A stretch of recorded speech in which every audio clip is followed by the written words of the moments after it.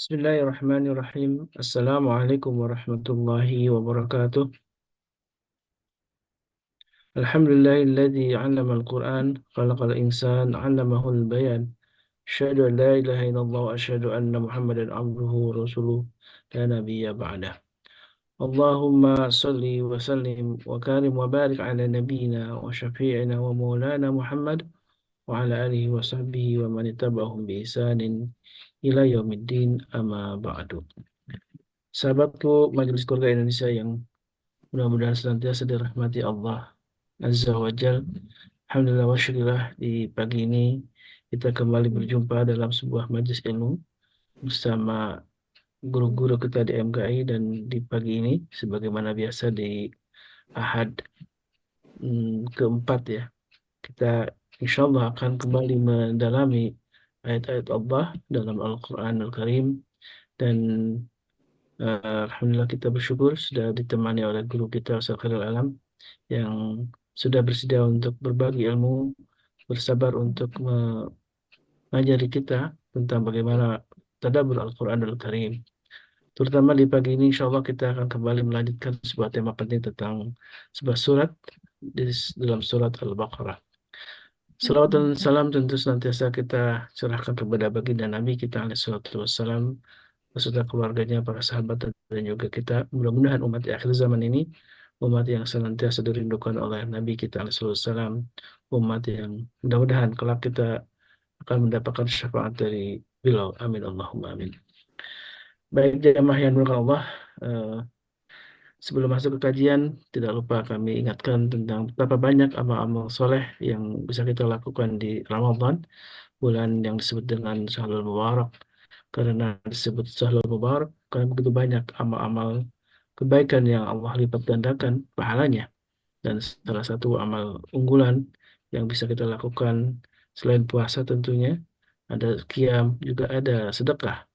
Karena bulan sedekah inilah yang mari kita manfaatkan untuk menunjukkan sebuah kepedulian, menunjukkan sebuah pengorbanan, dan salah satu dari bentuk harta dalam bentuk harta yang insya Allah sedekah yang diamanahkan kepada kami, kepada MKI, akan sebagian disalurkan untuk saudara-saudara kita di Palestina, wabil khusus di Gaza. Karena mereka sedang mengalami penderitaan, kesusahan, kesulitan, kekurangan bahan makanan dan lain sebagainya. Dan kami percayakan kepada Golden Future ya, yang sudah menunjukkan aksi-aksi kemanusiaannya di sana. Dan inilah salah satu wujud kepedulian kita, MKI, terhadap saudara-saudara kita di Palestina.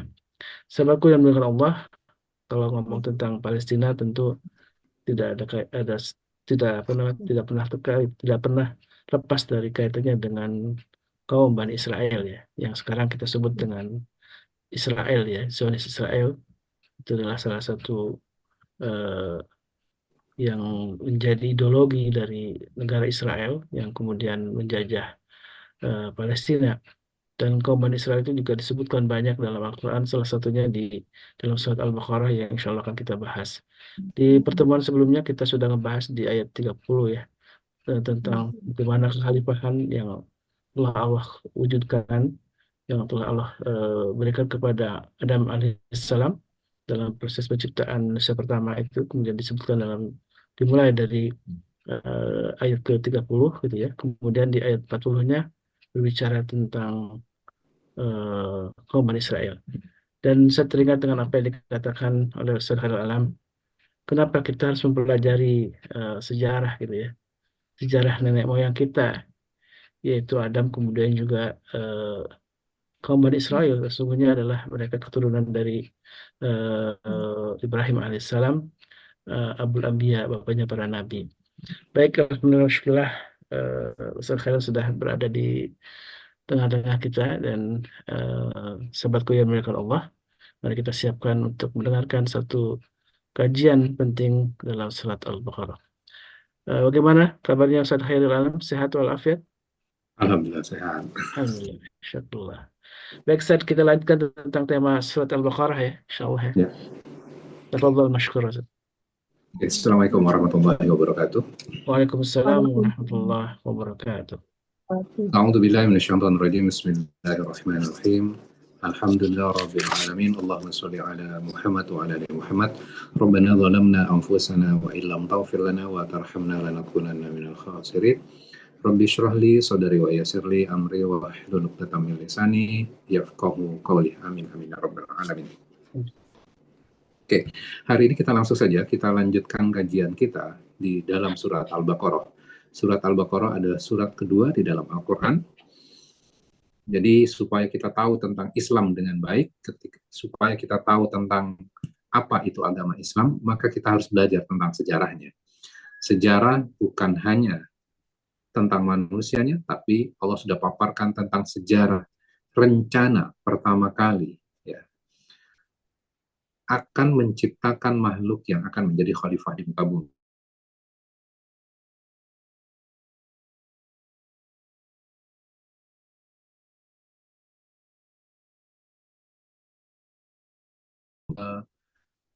Allah langsung memanggil para malaikat.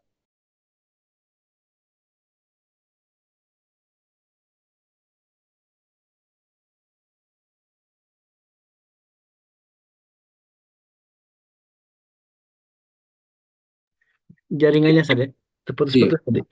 Hanya putus ya. Oke. Ya. Jadi di bagian awal kita dipaparkan kaitannya dengan sejarah tentang Nabi Adam. Ya. Kemudian setelah itu diceritakan tentang Bani Israel. Dan ketika Allah memaparkan rencana menciptakan makhluk yang akan menjadi khalifah di muka bumi, malaikat itu komplain. Kenapa engkau akan menciptakan makhluk yang akan membuat kerusakan dan pertumpahan? Nah, kemudian setelah itu diceritakan tentang Bani Israel, dan Bani Israel ini melakukan pertumpahan dan perpecahan darah. Itu yang terjadi. Berarti malaikat benar. Kalau seperti itu. Ya, Allah tidak membantahnya bahwa akan ada perpecahan dan pertumpahan darah. Namun, akan ada orang-orang yang memiliki kualitas yang luar biasa. Kemudian Allah menceritakan kepada kita tentang sejarah lagi. Siapa sejarah yang akan diceritakan? Tentang Nabi Ibrahim. Ya. Jadi silakan nanti dibaca surat kaitannya dengan kisah Bani Israelnya. Itu banyak sekali kejahatan-kejahatan yang mereka lakukan. Nikmat yang diberikan ke mereka itu sangat banyak sekali. Diberikan nikmat kenabian, kerasulan, itu banyak yang diberikan kepada Bani Israel. Secara turun-menurun itu diberikan kepada Bani Israel. Nah, hari ini kita akan melihat dan ada sebuah doa, mudah-mudahan juga bisa diamalkan ketika bulan Ramadan ini ya, yaitu tentang kisah Nabi Ibrahim. Silakan para sahabat Quran semuanya dibuka surat Al-Baqarah, ayatnya mulai dari ayat 124.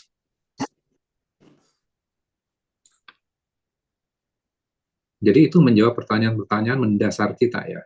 Kenapa kok orang yang tidak sholat, mereka dapat rezeki yang banyak, sedangkan kita yang sholat rezekinya terbatas saja.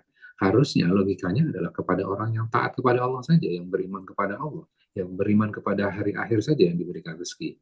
Namun ternyata jawabannya ada di dalam surat Al-Baqarah tentang kisah Nabi Ibrahim ini.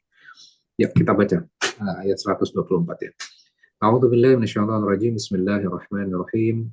Wa idh Ibrahim rabbuhu bikalimatin fa'atammahun. Qala inni ja'iluka lin-nasi imama.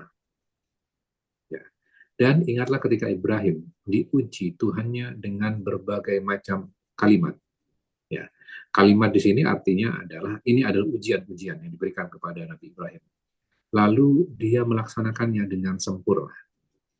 Berarti nilai yang diberikan kepada ujian-ujian yang dilalui oleh Nabi Ibrahim, nilainya adalah sempurna. Oke, kalau misalnya kita di sekolah lulus dengan nilai yang baik, atau kita bekerja di sebuah perusahaan dengan nilai yang sempurna, maka kita akan mendapatkan yang namanya promosi. Ya, kita akan dipromot tuh. Nah, Nabi Ibrahim sebagai manusia biasa sebelumnya, kemudian diuji dengan berbagai macam ujian, kemudian menyelesaikan ujian-ujian itu, maka Nabi Ibrahim mendapatkan sebuah promosi dari Allah. Promosinya apa? Sesungguhnya aku akan menjadikan engkau pemimpin bagi seluruh manusia. Imamah, menjadi pemimpin. Kata lainnya apa? Kalau kita korelasikan dengan bagian sebelumnya. Khalifah. Jadi Nabi Ibrahim itu akan menjadi khalifah, menjadi imam untuk seluruh manusia. Maka Nabi Ibrahim ini dikenal dengan apa? Bapak para nabi. Nah, ketika mendapatkan promosi seperti ini, kadang kalau kita gitu ya, kita akan bangga dengan pencapaian yang kita raih. Kita tidak akan ingat dengan yang namanya generasi berikutnya. Namun, sosok Nabi Ibrahim ini sosok yang luar biasa.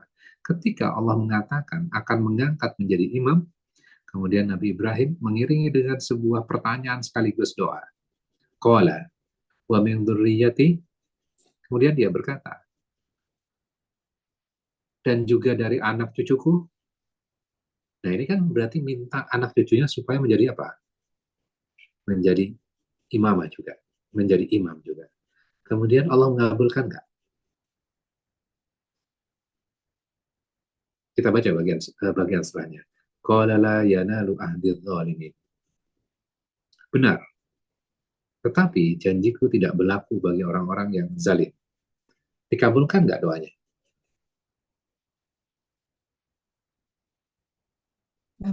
Dikabulkan saja. Dikabulkan sebagian. Kita lihat logiknya nih. Janjiku tidak berlaku bagi orang-orang yang zalim. Berarti akan ada keturunan-keturunan yang zalim ya. Ya. Dan mereka tidak akan jadi imamah. Itu. Terus, berikutnya. Wa idh ja'alna al-baita mathabatan lin-nasi wa amna. Dan ingatlah ketika kami menjadikan rumah Ka'bah tempat berkumpul dan tempat yang aman bagi manusia. Wattakhidhu mim maqami Ibrahim musalla. Dan jadikan makom Ibrahim itu tempat sholat. Wa ahidna ila Ibrahim wa Ismaila an tahhira baiti lit-ta'ifina wal 'akifina war ruk'is sujud. Dan telah kami perintahkan kepada Ibrahim dan Ismail, bersihkan rumahku untuk orang-orang yang tawaf, orang-orang yang itikaf, orang yang ruku, dan orang yang sujud. Maka perintah ini diberikan kepada Nabi Ibrahim dan Ismail. Kemudian dilanjutkan sampai sekarang nggak? Iya. Ya, berarti mengamalkan perintah Allah nih ya berarti ya. Yang membersihkan Ka'bah, untuk orang yang tawaf, itikaf, ruku, dan sujud. Dan kita bisa saksikan pada zaman kita sekarang ya. Setiap habis sholat itu dipel lagi, dibersihin lagi kan. Luar biasa. Oke. Nah, ketika diberikan sebuah perintah oleh Allah, dan Nabi Ibrahim bersama Ismail itu menjalankannya. Oke, sekarang kita lihat apa yang terjadi. 126. Wa idh qala Ibrahim rabbi ja'al hadha baladan amina warzuq ahlahu minas samarati man amana minhum billahi wal yawmil akhir. Dan ingatlah ketika Ibrahim berdoa, ya Tuhanku, jadikan negeri Mekah ini negeri yang aman. Berarti Nabi Ibrahim berdoa supaya negeri Mekah itu menjadi negeri yang aman. Ya. Sampai sekarang aman? Alhamdulillah. Aman. Jadi ternyata Nabi Ibrahim itu punya apa ya, sense memperhitungkan untuk masa depan. Maka ketika berdoa itu sangat prioritas sekali gitu ya. Meminta tempat ibadah ini menjadi tempat yang aman. Negerinya menjadi negeri yang aman. Kemudian permohonan doa Nabi Ibrahim ini luar biasa. Berikan rezeki minas samarot dari buah-buahan kepada penduduknya. Nah sekarang ini, samarot ini apakah artinya hanya buah-buahan saja? Luas ya. Samarot Bisa luas itu, iya bisa luas. Samarot itu maknanya juga selain buah-buahan ini adalah buah dari usaha. Jadi misalnya kita kerja, akhir bulan kita mendapatkan gajian. Gaji itu namanya samarot, buah dari pekerjaan kita. Hmm. Atau kalau kita bisnis, kemudian menghasilkan untung kita, maka keuntungan itu namanya adalah thamarat. Ya, berarti berilah rezeki ya dari usaha-usaha mereka itu kepada penduduknya, yaitu di antara mereka yang beriman kepada Allah dan hari kemudian. Berarti permintaannya ini hanya untuk orang beriman dan hari kemudian saja. Hmm. Ya Allah, berikan kepada orang yang beriman saja. Berarti yang Tidak. nggak beriman nggak usah gitu kan? Enggak. Dikhususkan kepada orang yang beriman kepada Allah dan hari kemudian. Kemudian Allah menjawab apa? Qala wa man kafara fa umatti'uhu qalilan thumma attarruhu ila adzabin nar. Dan kepada orang-orang kafir akan aku berikan kesenangan sementara. Oke, sekarang kita lihat. Dikabulkan nggak permintaan ini? Kabul. Kabul. Kabulkan. Dan kepada orang kafir akan aku beri kesenangan sementara. Kemudian akan aku paksa dia masuk ke dalam azab neraka. Itu adalah seburuk-buruknya tempat kembali.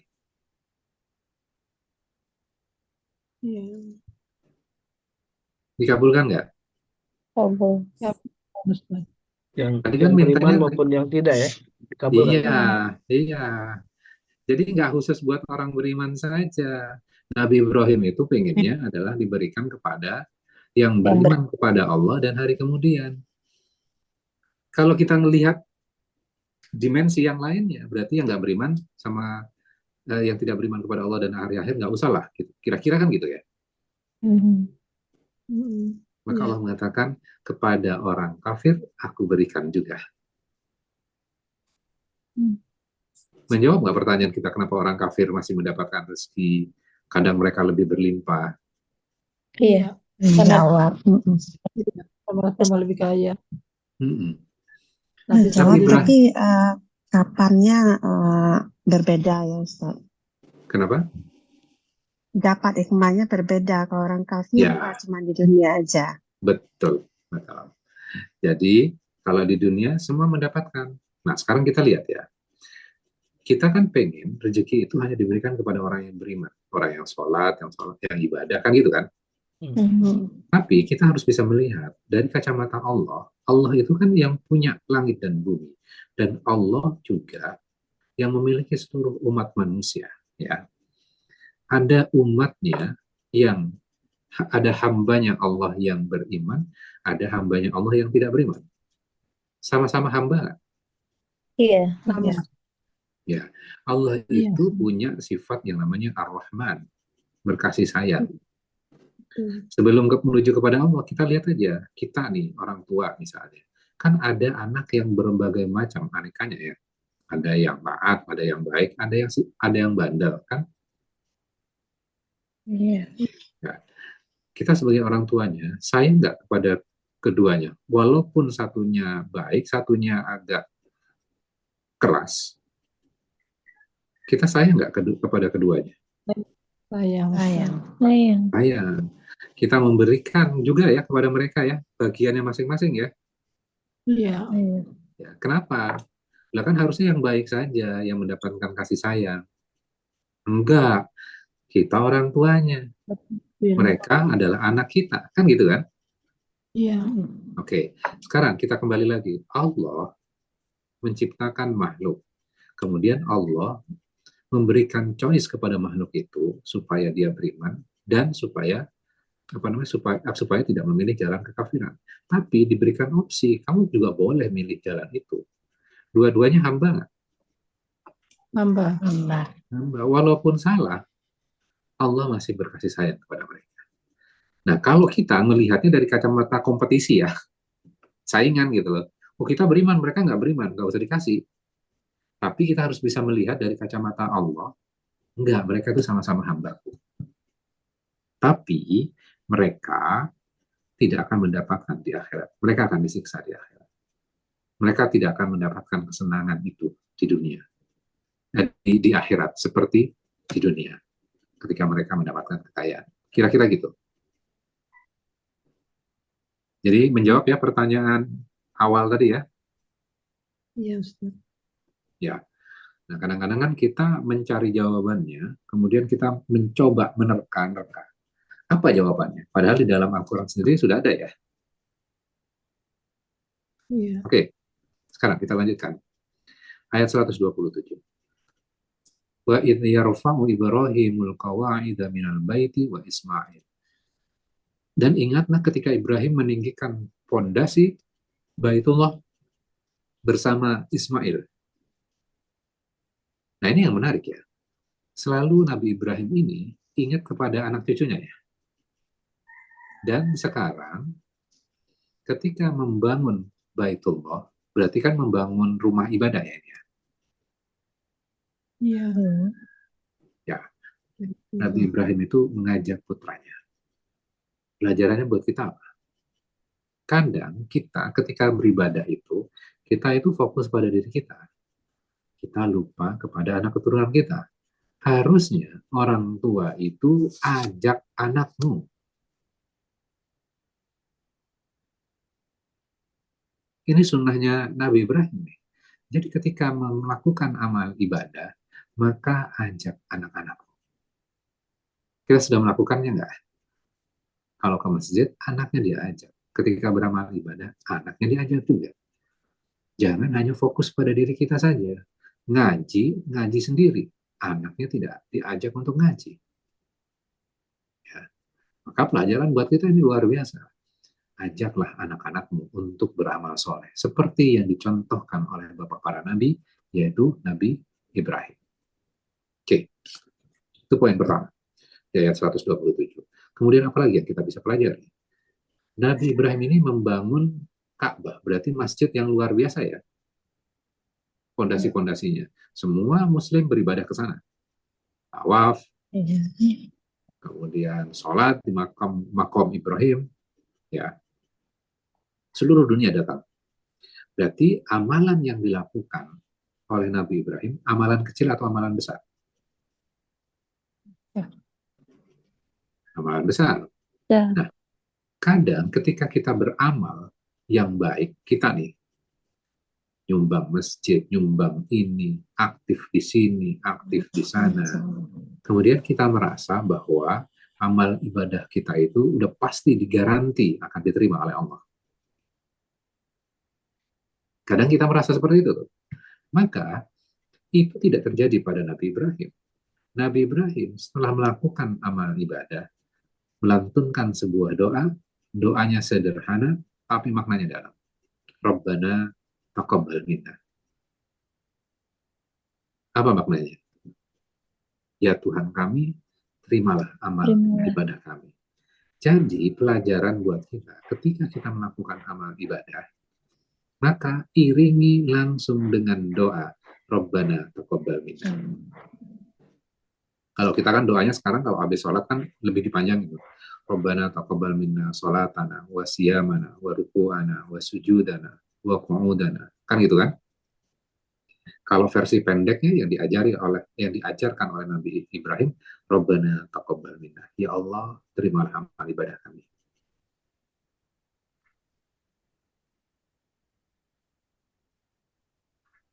Gampang kan untuk dihafal ya ini ya. Rabbana taqabbal minna. Ya Allah, terimalah amal ibadah kami.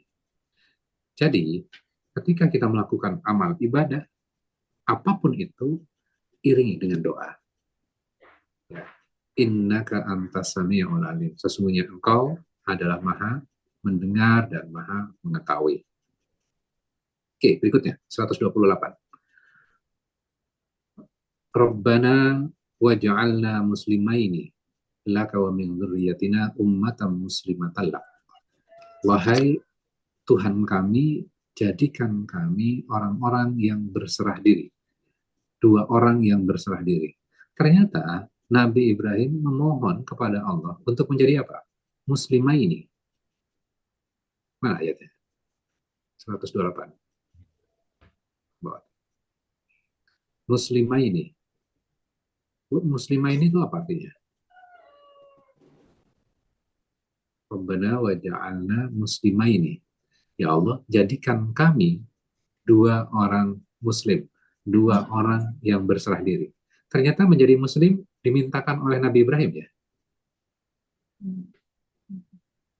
Ya, berarti nama muslim itu eranya Nabi Muhammad atau sebelumnya sudah ada yang namanya muslim?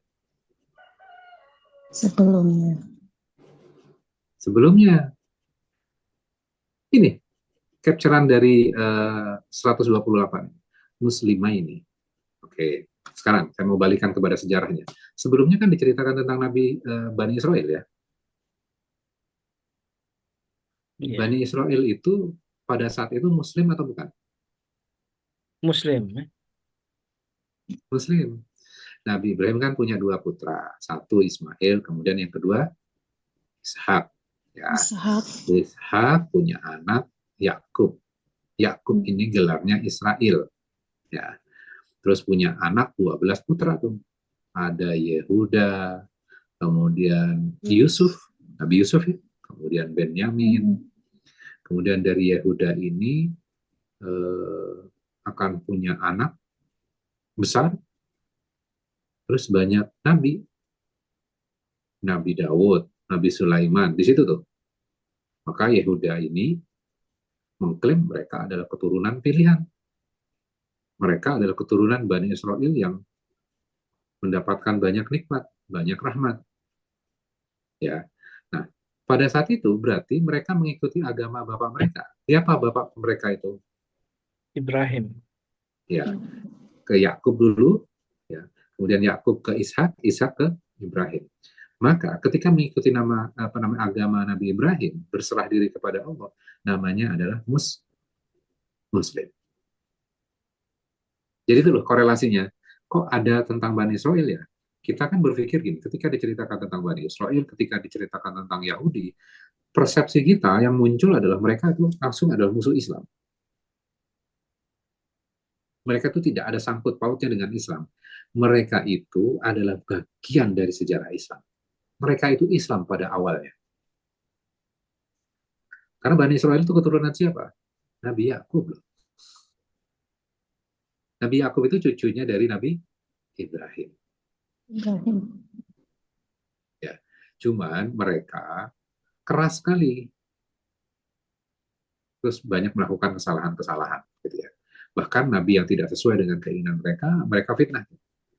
Makanya nanti kalau dibaca tentang Bani Israel sebelum Nabi Ibrahim ini, itu diceritakan tentang sampai Nabi Sulaiman aja difitnah sama mereka. Fitnahnya apa? Sulaiman itu main sihir, mengajarkan sihir, gitu. Itu fitnah yang diberikan kepada Nabi mereka sendiri. Padahal mereka banggakan itu. Tapi difitnah juga. Oke, balik lagi ke sini. Rabbana waj'alna muslimaini laka wa min dzurriyyatina ummatan muslimatan lak. Jadi Nabi Ibrahim bermohon menjadi dua orang muslim kepadamu yang berserah diri dan dari keturunan kami juga. Umat muslimatan lak yang berserah diri kepadamu.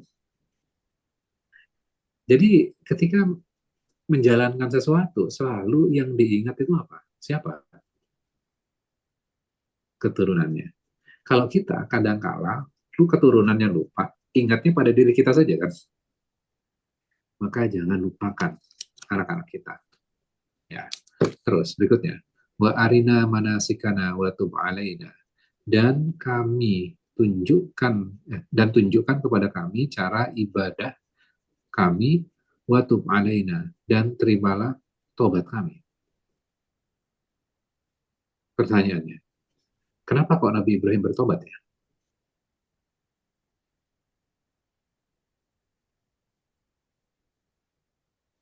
Adakah kesalahan Nabi Ibrahim di ayat-ayat sebelumnya yang Allah ceritakan di dalam surat Al-Baqarah ini?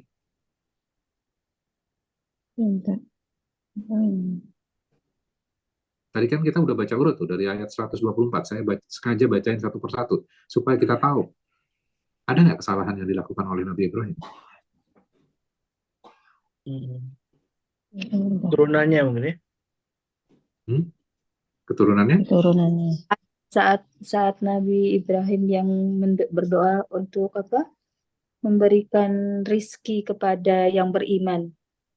Kemudian Hmm. Allah jawab bahwa akan aku berikan kepada semuanya itu. Oke. Apakah itu bentuk kesalahan? Kan Nabi Ibrahim berdoa, meminta.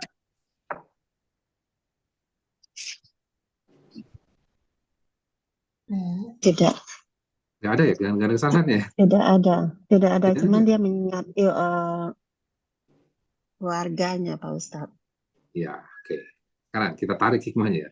Kenapa kok Nabi Ibrahim bertobat kepada Allah? Itu kan menjadi sebuah pertanyaan. Level Nabi Ibrahim berbeda dengan level kita. Kalau kita berpikir kita melakukan dosa dulu, kita melakukan maksiat dulu, baru kita bertobat kepada Allah. Namun, di level Nabi Ibrahim, setelah melakukan amal ibadah yang luar biasa, diiringi dengan pertobatan. Beda ya, beda level ya. Jauh. Kalau kita nunggu salah dulu, nunggu tobat dulu. Kemudian kalau misalnya kita diajak, tobat kamu. Loh, emang saya salah apa? Saya dosa apa? Kan gitu kan?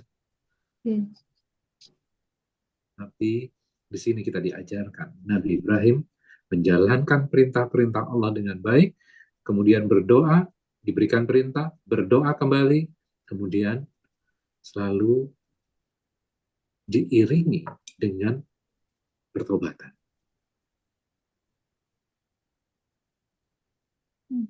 Luar biasa ya. Iya, Ustaz.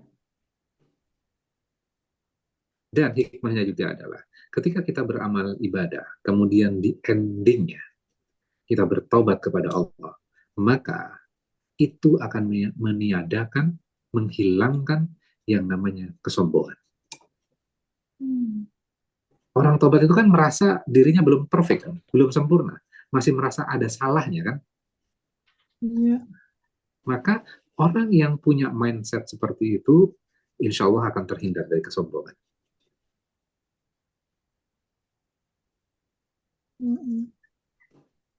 Baru diangkat jadi imam kok, imamah, menjadi pemimpin. Ya kok diiringi dengan tobat. Ya. Jadi pelajaran buat kita apa? Tidak perlu nunggu salah dan berdosa untuk bertobat kepada Allah. Kadang kita nggak sadar, amal ibadah kita masih ada kurangnya kan? Betul nggak?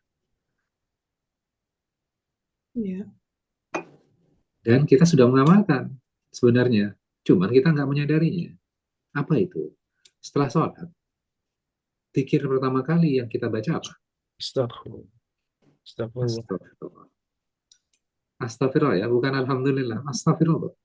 Astagfirullah. Supaya apa? Nggak usah sombong gitu loh. Sudah beramal ibadah yang baik, sholat itu kan amal ibadah yang luar biasa. Zikir terbaik itu ya sholat itu. Maka setelah beramal soleh, iringi dengan istighfar. Itu menghindarkan diri kita dari kesombongan. Innaka antat tawwabur rahim. Sungguh engkaulah yang maha penerima tobat dan maha penyayang. Ya. Luar biasa ya tentang sosok Nabi Ibrahim ini. Dan ini Allah ceritakan di bagian awal di dalam surat Al-Baqarah, setelah malaikat komplain kepada Allah, kenapa engkau akan menciptakan makhluk yang akan membuat kerusakan dan pertumpahan darah. Kemudian diceritakan kepada kita tentang Bani Israel yang melakukan perpecahan, pertumpahan darah di antara kaumnya sendiri. Kemudian diceritakan tentang Nabi Ibrahim, bahwa prediksi malaikat itu atau penilaian malaikat itu Allah tidak bantah. Memang akan ada makhluk-makhluk yang akan membuat kerusakan dan pertumpahan darah. Namun akan ada juga makhluk yang memiliki karakter yang luar biasa, seperti sosok Nabi Ibrahim ini. Setelah nanti diceritakan tentang Nabi Ibrahim ini, maka step berikutnya itu masuk ke juz kedua. Itu pemindahan kiblat. Kemudian diceritakan tentang Rasul yang menengadahkan wajahnya ke langit. Kemudian Rasulullah diberikan perintah oleh Allah, palingkan wajahmu ke Masjidil Haram. Ya. Kira-kira korelasinya apa tuh? Kita lihat. Tadi kan Nabi Ibrahim ya, sebelumnya tentang apa? Bani Israel. Kemudian setelahnya bercerita tentang Nabi Muhammad. Balik lagi, Nabi Ibrahim tarik ke atas, ya, punya dua keturunan, Ishak menjadi nabi dan rasul Ismail. sampai Bani Israel, kemudian pemindahan kiblat sebagai pertanda akan dikembalikan lagi kepada keturunan Ibrahim, tapi dengan jalur yang berbeda. Jalurnya siapa? Jalurnya Nabi Ismail. Kemudian akan diberikan kepada Nabi Muhammad. Kenapa Masjidil Haram? Lihat, di dalam kisah Nabi Ibrahim diceritakan Nabi Ibrahim bersama Ismail membangun apa? Pondasi Ka'bah. Ya. Artinya apa? Nih, Ibrahim, Ismail, keturunan terus sampai bawah sampai Nabi Muhammad. Artinya akan diberikan kepada Nabi dan kiblatnya dipindahkan kepada rumah yang dibangun oleh kakek moyangnya, yaitu Nabi Ibrahim. Kelihatan ya korelasi besarnya ya, struktur besarnya ya. Iya. Dipalingkan dari Masjidil Aqsa, rumah ibadah Masjidil Aqsa itu dibangun oleh keturunan Bani Israel, ya. Kemudian akan digeser ke Masjidil Haram, rumah ibadah yang dibangun oleh kakek moyang dari Bani Israel itu. Apakah Bani Israel tidak tahu tentang Ka'bah ini? Mereka sangat tahu. Itu adalah hasil karya dari Nabi Ibrahim. Simbolnya apa sih sebenarnya? Simbolnya adalah ibu kota keagamaan yang tadinya di Masjidil Aqsa itu akan dipindahkan ke Masjidil Haram. Ibu kota keagamaan. Maka akhirnya orang-orang Yahudi itu kan pada protes ya. Dah, kenapa kok pindah-pindah tuh? Karena mereka tahu itu adalah rumah ibadah yang memang pertama kali. Bukannya mereka tidak tahu loh, mereka tahu. Kalau agamanya berbeda, katakanlah gini ya, kalau mereka meyakini bahwa Muhammad ini berbeda keyakinan dengan orang-orang Yahudi gitu ya. Kalau beda agama kan terserah dia ya, mau pindah kiblatnya kemana terserah dia, nggak usah protes kan.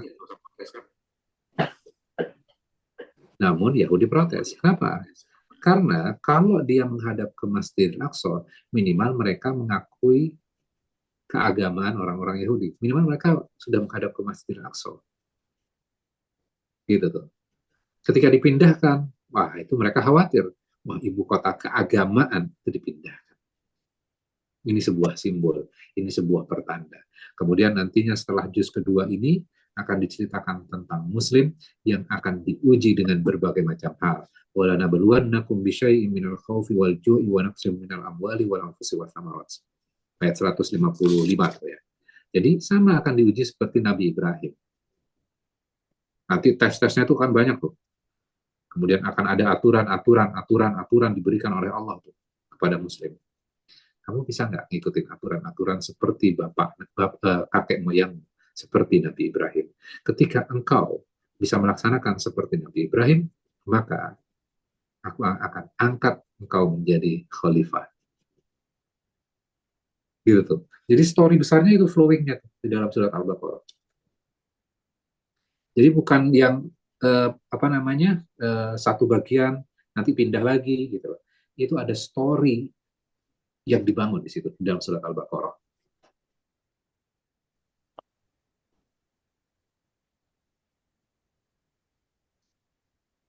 Sampai di situ bisa diikutin?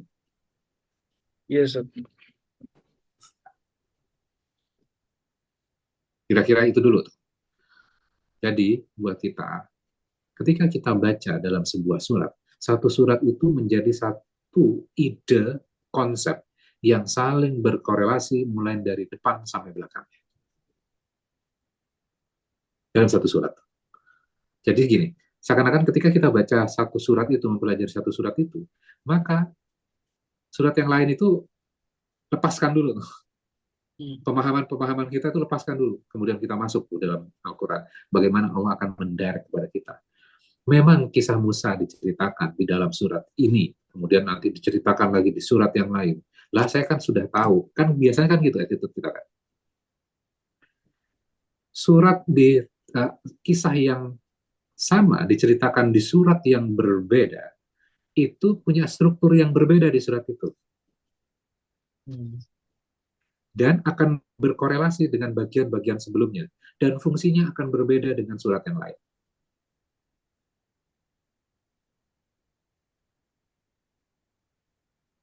Jadi jangan punya mindset, saya udah tahu nih, pasti kisahnya Musa ini kayak gini. Tapi apa korelasinya dengan bagian di dalam surat itu? Seperti yang kita pelajari ini kan, kisah Nabi Ibrahim nanti diceritakan tuh di bagian yang lain. Tapi episodenya episode yang ada yang sama, ada episode yang baru. Kadang juga summary saja. Summary itu menjelaskan konsep yang sebelumnya di surat itu. Jadi kalau mau belajar itu, mau belajar Quran, lihat satu surat itu menjadi satu kesatuan. Oke, sampai di situ. Silakan kalau ada pertanyaan. Baik, Alhamdulillah. Saya langsung bertanya, Ustaz. Hikmahnya di balik Allah memotong-motong itu sebenarnya apa, Ustaz? Karena tadi kisah kisah Bani Israel gitu ya. Kemudian dipotong, lanjut kepada, kalau korelasinya tadi kan langsung ke 144 ya, tentang pemindahan kiblat umat Islam dari Baitul Maqdis ke Masjidil Haram. Itu apa hikmah dipotong-potong dalam sebuah rangkaian cerita yang panjang itu, Ustaz? Ya, hikmahnya yang kita harus cari memang. Karena Al-Quran itu kan sebenarnya bukan model cerita sejarah ya. Betul nggak? Tapi ada sebuah konsep yang Allah ingin fahamkan kepada kita. Cuman yang jadi problem adalah di kepala kita nih ya, di kepala kita ini, kita pengennya yang namanya kita belajar sejarah. Ya. Belajar sejarah itu dipaparkan dari dia kecil, remaja, dewasa, sukses, gagal, kemudian sukses lagi. Selesai. Ya, kan kita pengennya seperti itu. Ya. Misalnya, kisah Nabi Ibrahim, ya mbok diceritain dari kecil Nabi Ibrahim, remaja, dan seterusnya. Kita akhirnya suka kepada buku-buku yang mengumpulkan kisah para nabi dan rasul menjadi satu buku. Kisah Nabi Yusuf, kisah Nabi Ibrahim, kisah Nabi Musa. Kemudian diajarkan kepada anak-anak kita kan, berdasarkan buku-buku itu, berdasarkan kitab-kitab itu. Allah tidak memilih model seperti itu. Allah punya ide besar nih, ya. Kemudian kisah itu dimasukkan untuk bisa memahami konsepnya. Saya berikan contoh. Jamaah kan sudah belajar surat Al-Kahfi ya. Iya, betul. Oke. Surat Al-Kahfi, ide besarnya adalah di ayat pertama. Alhamdulillahilladzi anzala ala abdihil kitaba wa lam yaj'al lahu iwaja. Segala puji dan terima kasih pada Allah. Jadi yang besar itu adalah alhamdulillah. Segala pujian dan terima kasih itu ditujukan kepada Allah. Kemudian di situ ada 4 story, 4 cerita. Cerita tentang Ashabul Kahfi, itu yang pertama. Kisah yang kedua tentang siapa? 2 pemilik kebun. Kisah yang ketiga, Nabi Musa yang akan bertemu dengan Khidir. Kisah keempat tentang Zulkarnain. Ya, oke. Konsep besarnya kita memahami alhamdulillah diterangkan dengan 4 story ini. Oke, kisah pertama Ashabul Kahfi. Ketika ditidurkan selama 300 tahun, kita akan mudah melihat itu pasti Allah yang melakukannya. Nggak mungkin manusia. Betul nggak? Maka gampang kita melihat Allah pada peristiwa itu, sehingga kita akan memuji kepada Allah. Peristiwa yang kedua, dua pemilik kebun. Allah yang mengairi, Allah yang memberikan, Allah yang menginikan. Berarti kita bisa melihat peran Allah nggak di situ? Tanaman itu juga ada perannya manusia. Tapi ketika Allah memberikan sebuah penekanan, kami yang memberikan, kami yang menghidupkan, berarti kan peran Allah bisa kelihatan. Maka disambungkan dengan konsep alhamdulillahnya. Namun, kisah Musa dan Khidir, yang melakukan itu semuanya adalah Khidir. Melobangi perahu, membunuh anak kecil. Kemudian berikutnya apa? Mendirikan bangunan. Mendirikan bangunan. Nabi Musa bisa melihat peran Allah nggak di situ? Iya. Pada akhirnya dia paham gitu ya. Ya, awalnya tidak bisa melihat peran Allah, ya kan? Jadi ketika ada peran manusia, biasanya akan sulit melihat peran Allah. Maka akan sulit buat kita, alhamdulillah. Betul?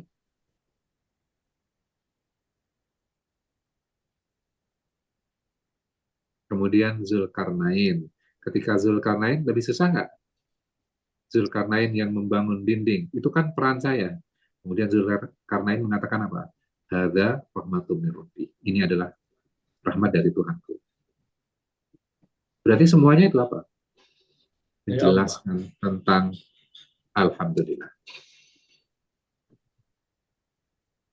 Jadi kisah Nabi Musa dan Khidir itu di situ menjelaskan konsep di dalam surat Al-Kahfi itu untuk bisa memahami alhamdulillah. Maka itu kan dipotong di episode yang berkenaan dengan topik alhamdulillah kan. Di surat yang lain, misalnya surat Ibrahim, itu beda lagi. Surat Toha, itu beda lagi. Jadi peluang untuk memahami sangat banyak Ustaz ya. Iya, Dengan struktur yang betul. berubah-berubah itu menjadi peluang bagi ahli sejarah, ahli bahasa gitu ya, untuk Ya. mengaitkan semua pemahaman terhadap Al-Quran. Masya Allah, subhanallah. Ada yang ingin, ada reaction juga Ustaz? Bu Dina, silakan Bu Dina. Ya, silakan.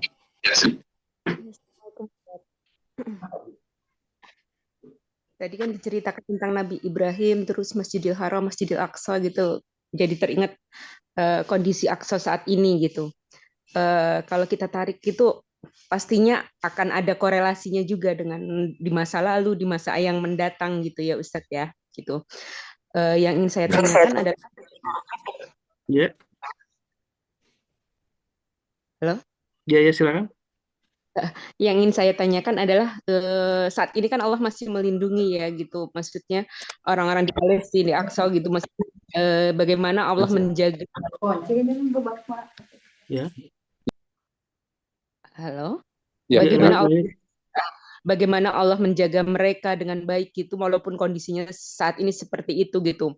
Apakah itu kalau kita tarik gitu dengan tadi ayat yang tadi kita bahas gitu, kalau kita tarik gitu, apakah itu salah satu tadi ya mungkin bagian doa yang tadi disampaikan oleh Nabi Ibrahim gitu, bahwa memang orang-orang di sana di Palestina itu sendiri gitu, apapun yang mereka, kondisi apapun yang terjadi, mereka tetap bersyukur, mereka tetap beribadah kepada Allah gitu, sehingga Allah tetap menjaga mereka gitu. Mohon ini apa ya, hikmahnya kalau kita kaitkan dengan kejadian yang saat ini seperti apa gitu. Nuhun. Ya. Gini, kemarin kita sudah belajar tentang subhanak ya, maha suci Allah ya. Itu kan berarti menyucikan Allah dengan meniadakan pikiran yang negatif tentang Allah dan meniadakan pikiran yang negatif terhadap keputusan-keputusan yang Allah buat. Termasuk di dalamnya juga peristiwa yang diizinkan terjadi di muka bumi, bukankah itu juga seizin Allah? Ya. Nah, kita kadang punya pemahaman ilmu yang terbatas kan? Kita tidak tahu hikmahnya itu. Karena kan pemahaman ilmu kita kan ada batasnya. Ada bagian ilmu yang kita tidak tahu. Maka cenderung ketika pemahaman kita yang terbatas, kita akan mengatakan ini baik, itu buruk. Ya, dengan pemahaman kita kan.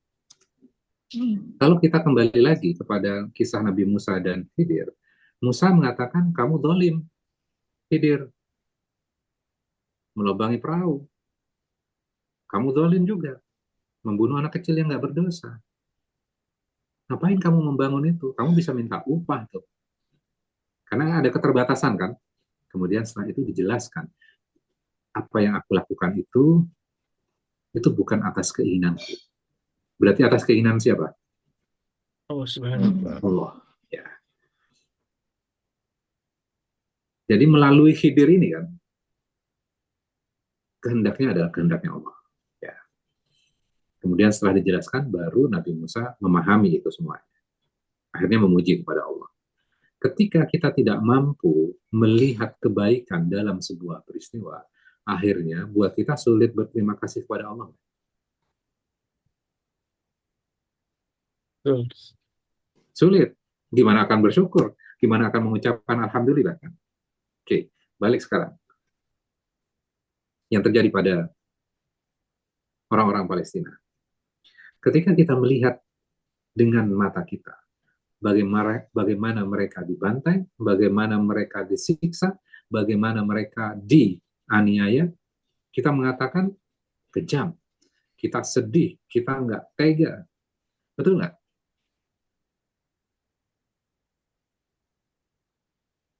Kita akan memberikan penilaian seperti itu. Kita sebagai manusia. Kasihan, badannya terpisah gitu ya. Tergencet oleh bangunan, kena bom dan segala macamnya. Kita melihatnya, mereka adalah orang-orang yang teraniaya tuh. Kasihan mereka. Namun, kalau kita baca di dalam surat Al-Baqarah tuh, ya, ayat 154, 153, 154, coba buka ayat itu ya.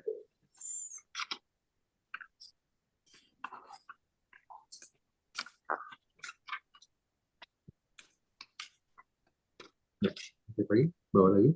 Ya ayyuhalladzina amanu sta'inu bis-sabri was-shalah. Wahai orang-orang yang beriman, mintalah pertolongan kepada Allah dengan sabar dan sholat. Berarti minta pertolongan Allah itu dengan berapa hal? Sabar dan sholat. Dua. Innallaha ma'as-sabirin. Sesungguhnya Allah bersama orang-orang yang sabar. Berarti yang ditekankan kan sabar nih. Ayat 153 ya. Oke, sekarang kita baca ayat 154.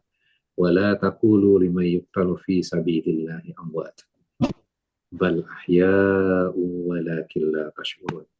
Dan jangan kamu mengatakan orang-orang yang terbunuh di jalan Allah mereka telah mati.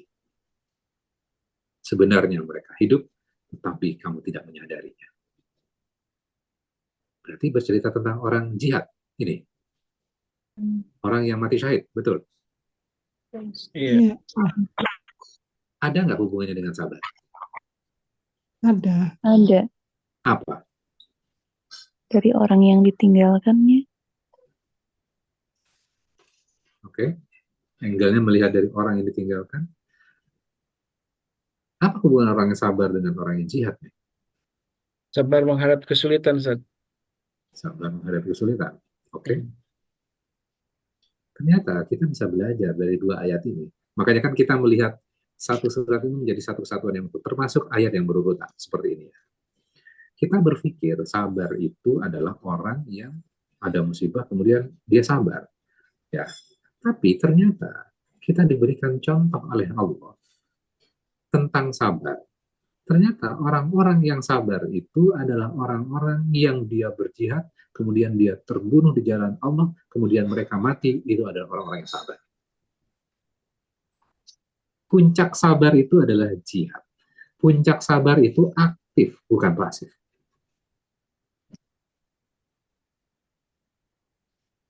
Nah, ini kan kalau kita nggak belajar, ini kan kita nggak melihat korelasinya. Seakan-akan ini kan dua hal yang berbeda ya. Karena 155-nya itu juga menjawab tentang wabashiri sobirin, sabar juga. Artinya bahwa ini jadi satu kesatuan tentang sabar.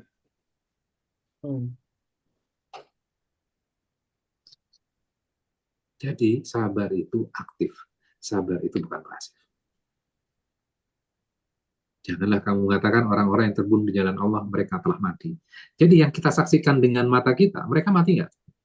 Orang-orang Palestina. Iya. Mati. Tapi ketika mereka berjihad di jalan Allah, sesungguhnya mereka tidak mati.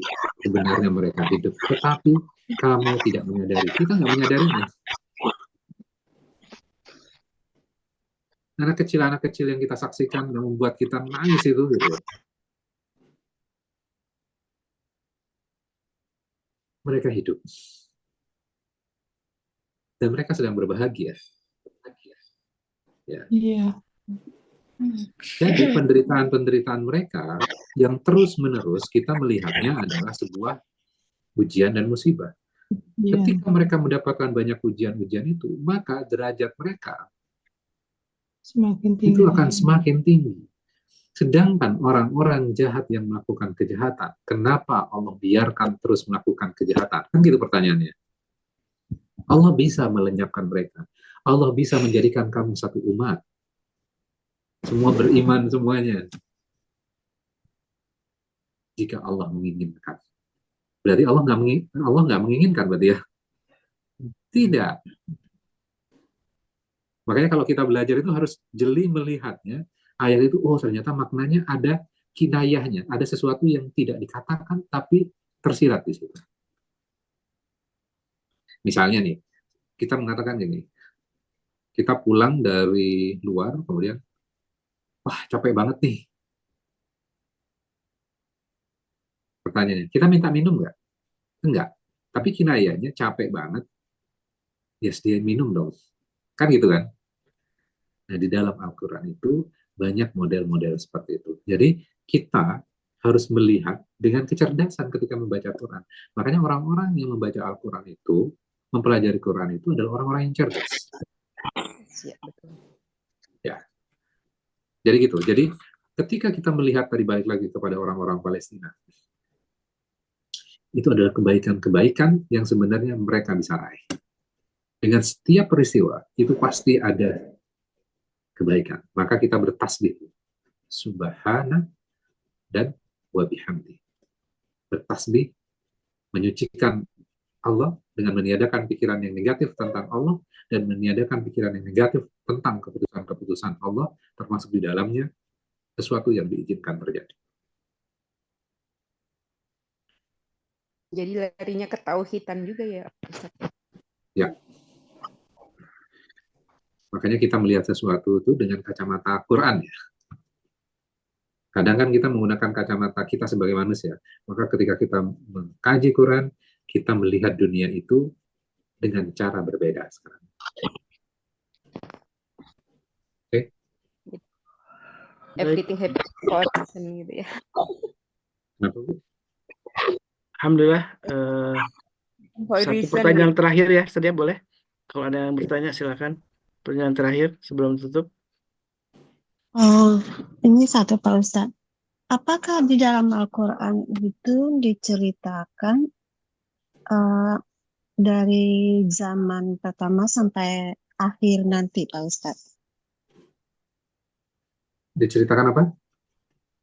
Tentang zaman yang pertama, yang dari dulu sampai ke zaman akhir nanti Pak Ustadz. Akhir zaman. Oke. Jadi kalau di dalam Al-Quran itu bukan sampai akhir zaman, tapi yang Allah ceritakan itu lebih dibandingkan akhir zaman. Karena akan melompat berikutnya, apa yang terjadi di surga dan neraka. Kita diberikan gambaran surga itu seperti apa. Kita diberikan gambaran tentang neraka itu seperti apa. Dan tadi, cuman gini, kiamat itu kapan? Kan pertanyaannya gitu kan kadang-kadang kan. Siapa yang tahu tentang kiamat itu? Nabi Muhammad tahu nggak kapan kiamat itu? Tidak tahu. Tidak tahu. Hanya Allah yang tahu. Ya. Nah, ayat kiamat itu, nah ini contohnya juga. Bagaimana kita memahami ayat surat komprehensif ya. Di dalam surat Ar-Rahman misalnya. Surat Ar-Rahman itu kan sifat kasih sayang Allah. Betul nggak? Ar-Rahman. Betul. Iya. Dibuka dengan Ar-Rahman. Ini akan menjadi ide untuk memahami tentang sifat kasih sayang Allah. Kemudian di situ akan ada ayat banyak tuh. Fabi ayyi ala ya rabbikuma tukadziban. Fabi ayyi ala ya rabbikuma tukadziban. Berapa kali? 32 atau 36 ya? 31. 30. Fabi ayyi ala. Ya. Oke. Berarti kan logikanya adalah menjelaskan tentang sifat kasih sayang Allah, menjelaskan tentang nikmatnya Allah. Allah punya 31 cara untuk menjelaskan ini. Dengan angle yang berbeda-beda.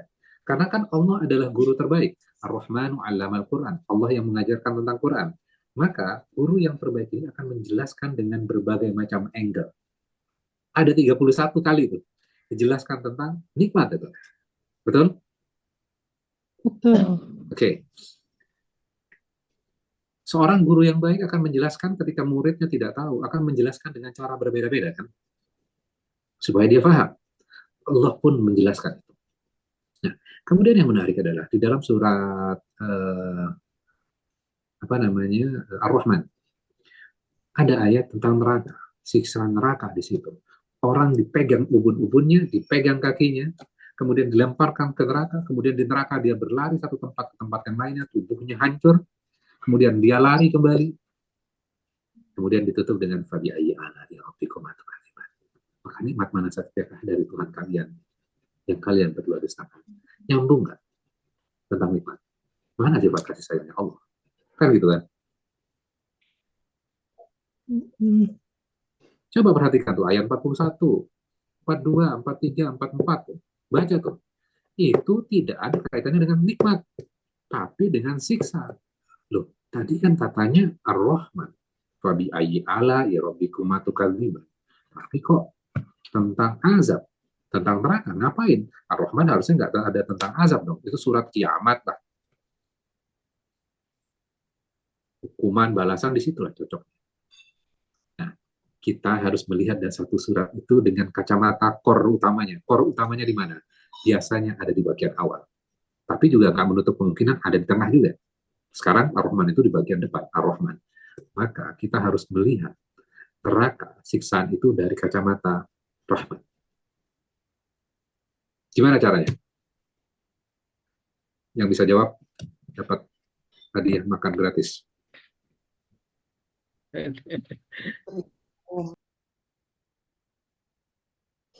Ayo, gimana? Neraka dengan rahmat.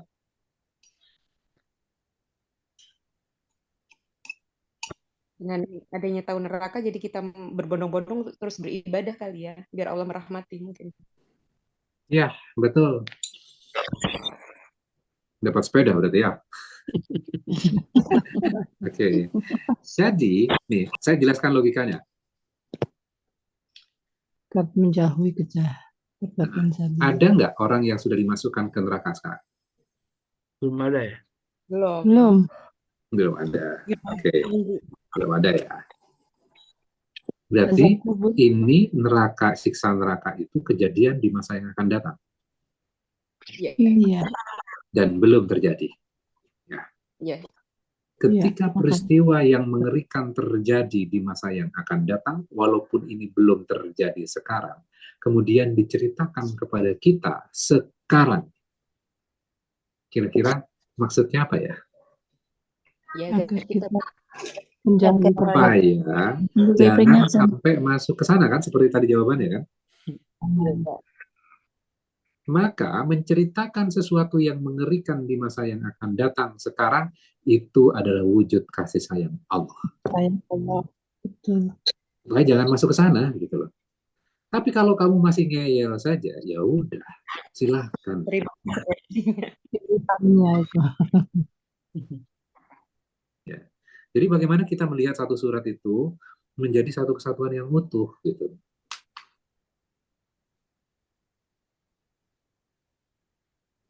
Iya. Ya, kira-kira gitu. Baik, Ustaz.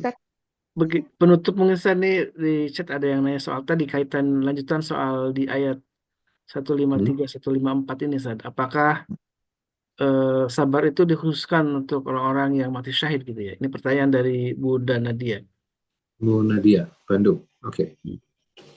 Apakah hanya untuk orang yang berjihad? Puncaknya sabar itu jihad.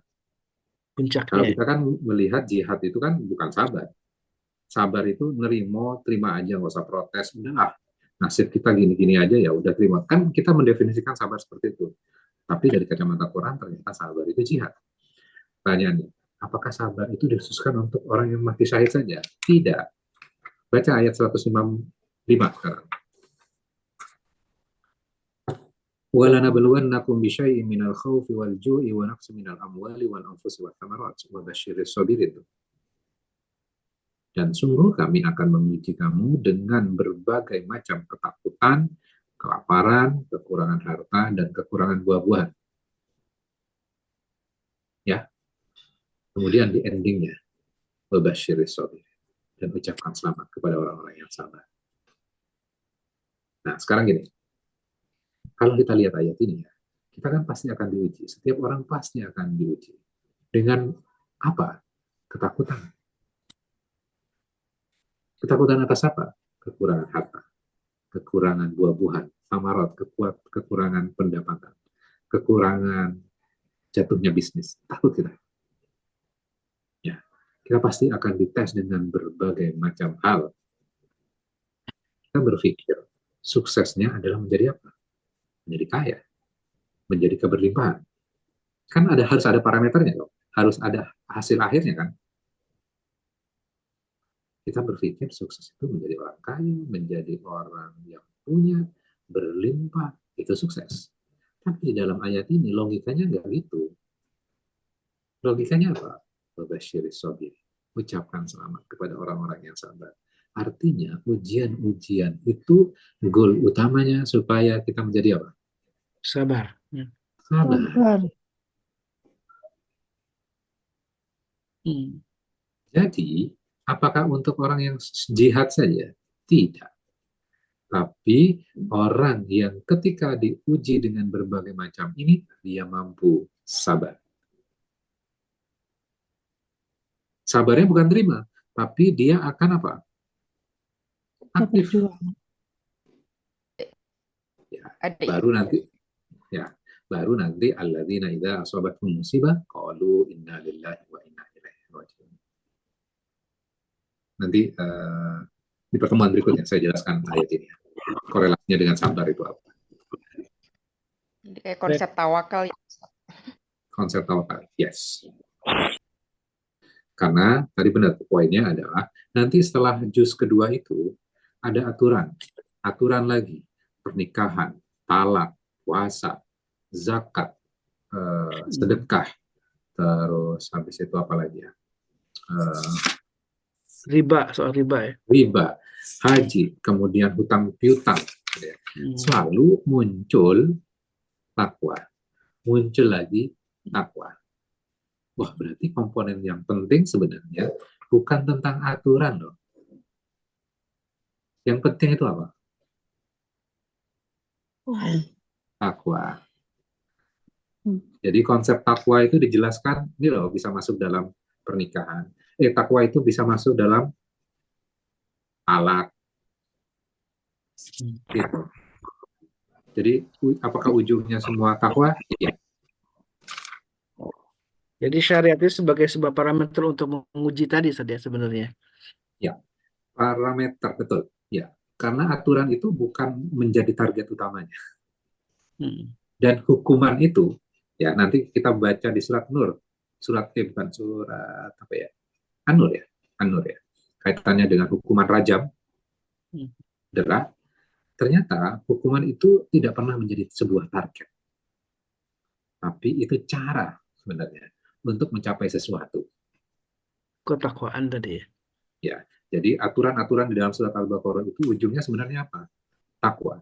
Cuman yang problem adalah kadang kita melihat aturan itu sebagai goal. Akhirnya berkutat sama goalnya, berkutat sama aturan-aturannya. Misalnya nih puasa, seringkali kan kita fokus kepada aturan-aturan, membatalkan puasa, menggugurkan pahala, bacaannya apa, yang rukunnya apa, wajibnya apa. Kan belajarnya kita itu kan, bukannya nggak boleh, itu penting untuk kita pelajari, tapi itu bukan goal utamanya. Kita kan sering berantem gara-gara aturan ini, guys. Ribut masalah doa buka puasa kan ada 2 versi sekarang kan ya, padahal sebelum-sebelumnya cuma 1 versi.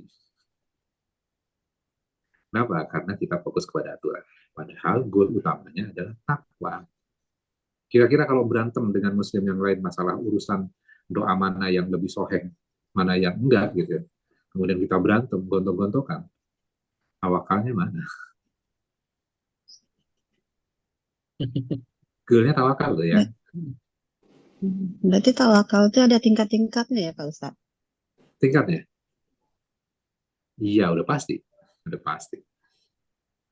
Nah, gimana caranya? Kita udah belajar kayaknya. Gimana caranya? Ada tuh ayat yang kaitan dengan puasa, 183 kalau mau dibaca. 183, 184, 185, 186. Gimana supaya tawakal? 184, puasa selama 30 hari.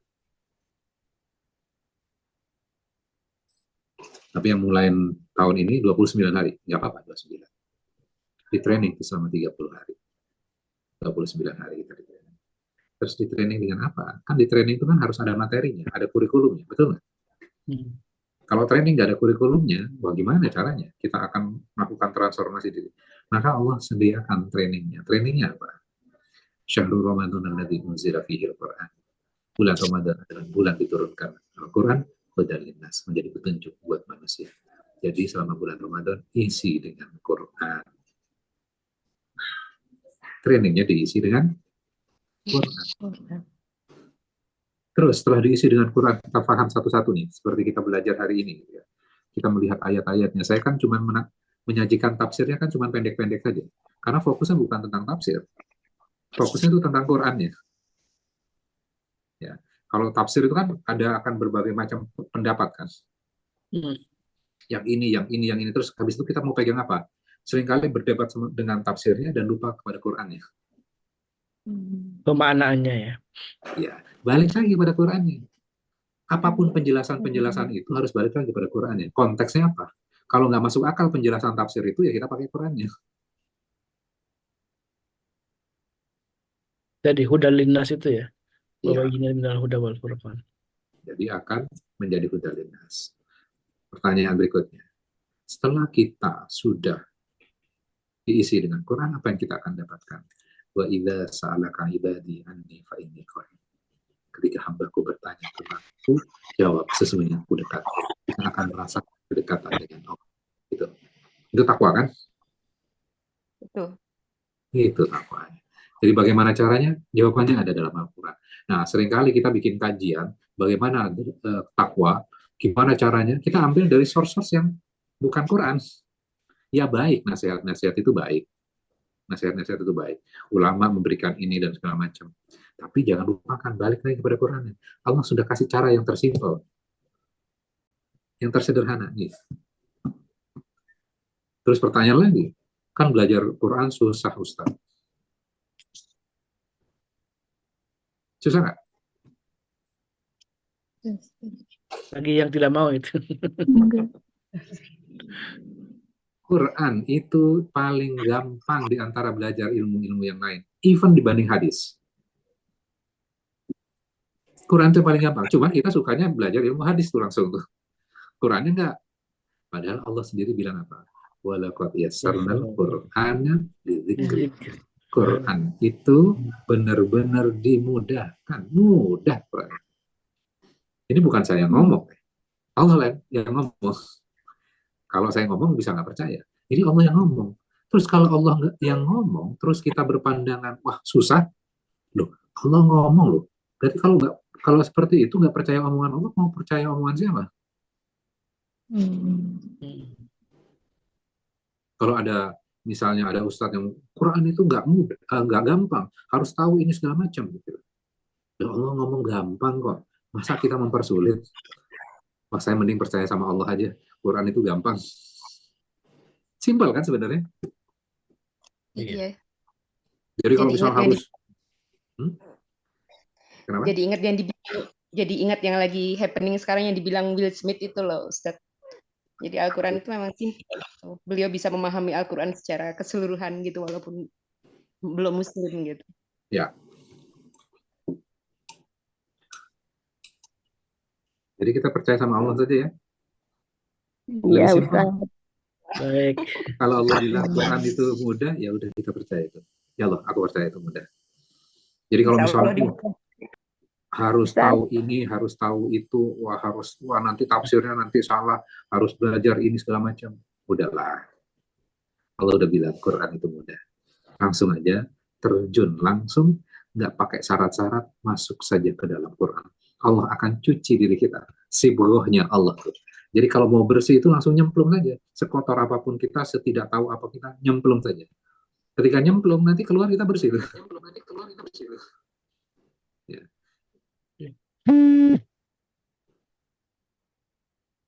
Ya. Jadi kalau misalnya harus tahu nahwu dulu, harus tahu sorf dulu, harus tahu balaghah dulu, udahlah langsung masuk ke terjemahannya Quran dulu.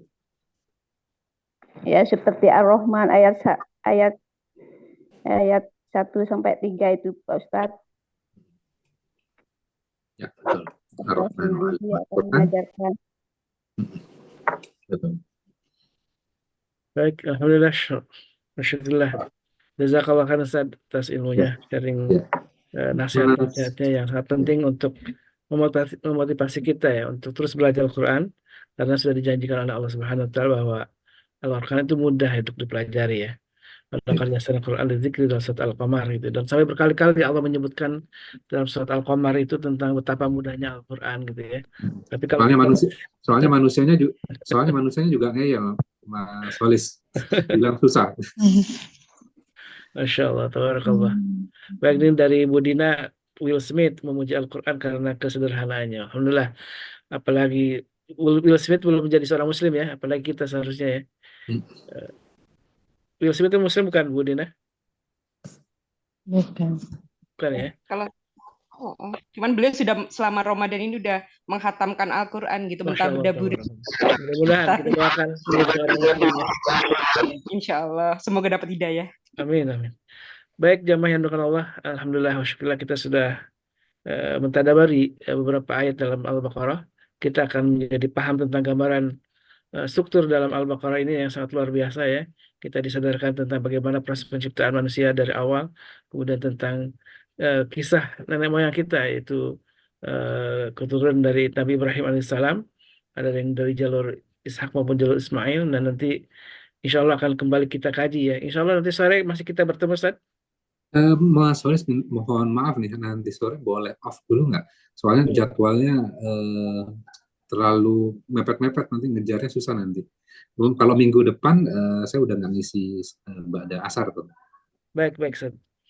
Nanti kita sampaikan ke beberapa teman yang nih di umum maupun di grup ya. Ya. Baik, Ustaz, jazakallahu khairan katsira, dan sahabatku yang dimuliakan Allah. Alhamdulillah kita sudah diberikan satu gambaran utuh tentang surat Al-Baqarah, dan tentu ini masih banyak PR yang harus kita tadaburi ya. Dan silakan jangan menunggu juga Ustaz Khairul Alam. Kita buka surat Al-Baqarah, kita baca tadarusnya dalam bentuk mungkin terjemahannya, kita pahami, kemudian kalau ada hal yang masih belum dipahami silakan dibuat catatan penting ya.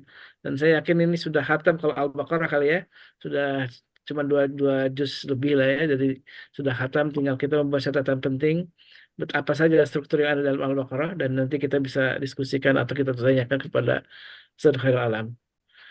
Baik, jamaah yang Allah, jazakumullah khair katsira kepada jamaah juga yang sudah memberikan amanah hartanya kepada kami MKI, yang insya Allah akan kita gunakan untuk gerakan dakwah ini, dakwah untuk keluarga dan juga dakwah untuk saudara-saudara kita di Palestina, yang mudah-mudahan wasilah dari kita menjadi pahala juga bagi kita, tentunya keberkahan bagi kita, karena yang sesungguhnya bukan mereka yang membutuhkan dana itu atau santunan itu, tapi sesungguhnya kita yang membutuhkan. Kita diakui oleh Allah Subhanahu wa taala sebagai umat Nabi Muhammad, yaitu umat yang sangat peduli dengan sesama muslim, karena al-muslim akhul muslim, orang muslim itu adalah saudaranya bagi muslim yang lain.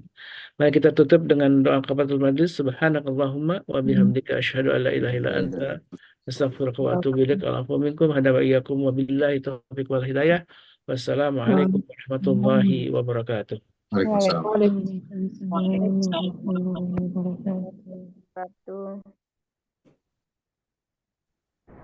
اللهم ارحمنا بالقرآن واجعله لنا إماما ونورا وهدى ورحمة. اللهم ذكرنا منه ما نسينا وعلمنا منه